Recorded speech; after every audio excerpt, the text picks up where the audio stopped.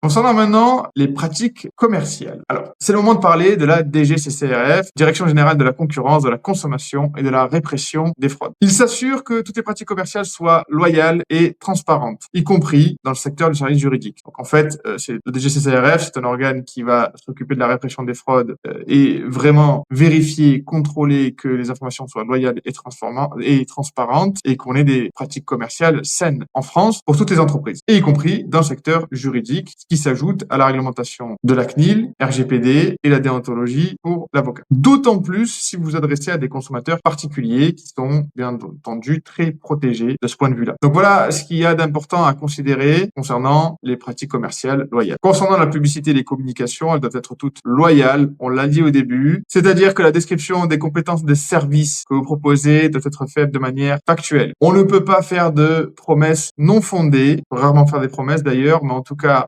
éviter tout ce qui est racoleur et non fondé. Garantie de résultat, par exemple, c'est un vocabulaire que vous devez absolument bannir de vos communications. Il faut également respecter les règles de non-comparaison explicites ou implicites. On va pas se comparer à ses confrères et encore moins utiliser des superlatifs entre je suis le meilleur ou je suis le plus fort ou je suis le plus à même de répondre à votre demande par rapport à mon confrère. C'est absolument interdit. Il faut également éviter toute concurrence déloyale, c'est-à-dire utiliser les noms et les marques de vos confrères, des cabinets de vos confrères, dans les campagnes publicitaires. Absolument interdit. Il y a une pratique qui peut être utilisée et qui est autorisée pour une entreprise classique qui fait de la publicité. Quand on vient acheter des mots-clés, par exemple sur Google Ads, on peut très bien acheter la marque d'un concurrent pour apparaître lorsque quelqu'un vient chercher ce concurrent-là et essayer de lui piquer ses prospects en quelque sorte. C'est une pratique qui est un petit peu limite, mais qui se fait. Et à ce moment-là, on va considérer que c'est complètement interdit pour un avocat du point de vue de la fraude et de la pratique commerciale loyale en tout cas. Également, on ne peut pas acheter des mots-clés qui ne sont pas en lien avec ses compétences directes, qui sont avérées, qui sont pratiquées par l'avocat dans son cabinet. Par exemple, on peut très bien utiliser le mot-clé avocat droit social Marseille dans une campagne Google Ads. Tout à fait possible d'enchérir sur ce type de mots-clés-là. Par contre, on ne pourra pas intégrer le mot-clé cabinet Dupont alors que nous, on est le cabinet Tartampion pour attirer du trafic qui viendrait chercher le confrère Dupont. C'est absolument impossible. C'est une pratique commerciale déloyale. Il y a également deux autres organes qui peuvent intervenir en ce qui concerne la publicité. Alors là, on parle de publicité pas forcément au sens large, mais en tout cas des spots publicitaires, spots télévisuels, radio et les publicités Google Ads notamment, ou les publicités sur les réseaux sociaux. Cet organe peut intervenir, il intervient partout en France. Ce sont l'ARPP et le JDD. Alors l'ARPP, c'est l'autorité de régulation professionnelle de la publicité et le JDD, c'est le jury de déontologie publicitaire. L'ARPP, c'est l'organisme de